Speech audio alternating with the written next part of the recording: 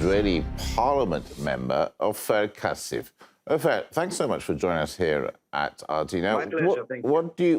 What are your thoughts on the country's finance minister deciding to withhold the money that was supposed to go to educating Arab Israelis? What are your thoughts, sir? First of all, we must realize that the finance minister, who is a racist bigot, a messianic fanatic, a fascist, and a racist, and the only drive, the only motive that motivates his deeds and his policy stem from pure hatred, racist hatred towards Arabs, and specifically, of course, toward the Palestinians. That is the only or the main reason why he decided to freeze the money that the Arab Palestinians who are citizens in Israel are entitled to this money by merit, not by grace. And he did the same about students from occupied East Jerusalem who study at the Hebrew University in specific and special programs. And he froze the money, the budget that was supposed to get to those programs at the university. At the same time, he blocked 200 million shekel, which is about a bit more than $50 million from the Arab local councils within Israel, because he doesn't want the Palestinians to enjoy life. I would like, if I may, say something before I conclude this argument. Look, the definition given by the United Nations to ethnic cleansing, and I quote, is rendering an area ethnically homogeneous by using force or intimidation to remove from a given area persons of another ethnic or religious group. This is exactly what he wants. This is exactly what this fanatic fascist government wants.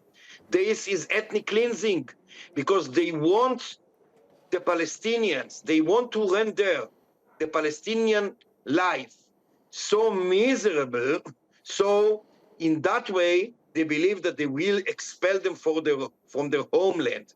I'm telling the government, you will never succeed, because people like me and my friends, Jews and Palestinians together, Democrats and leftists and those who support human rights, we will never let you to succeed in your endeavor, in your criminal endeavor. But I also urge the international community to intervene, because the crimes of the Israeli government, of this fascist government, those crimes are worse on a daily basis. The situation deteriorates. It will explode if something is not done. Ofer, I mean, so much detail there. I mean, you pretty much covered a lot of the questions that I wanted you to ask you. It does seem that we are seeing some sort of ethnic cleansing, but the specific Israeli government, is it more aggressive than it was previously?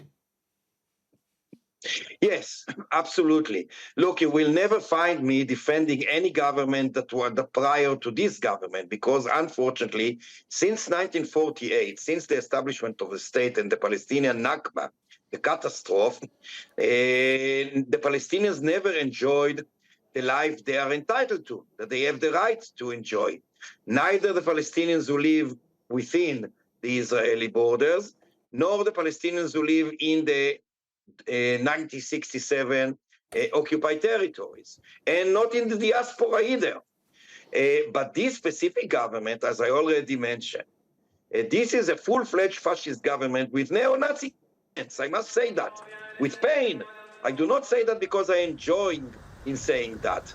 I realizing that this is the reality, unfortunately. It's painful for me to say that as someone who lives in Israel and struggles for a better society in which I live. But that's the truth. Smotrich, Ben Gvir, and others are unfortunately they resemble neo-Nazi factions in Europe. Ofer, sir, I'm going to have to, I really appreciate you joining us today. We've run out of time. Thank you so much for joining us, honestly. Really appreciate it. Thanks again for your time. Thank you. All the best.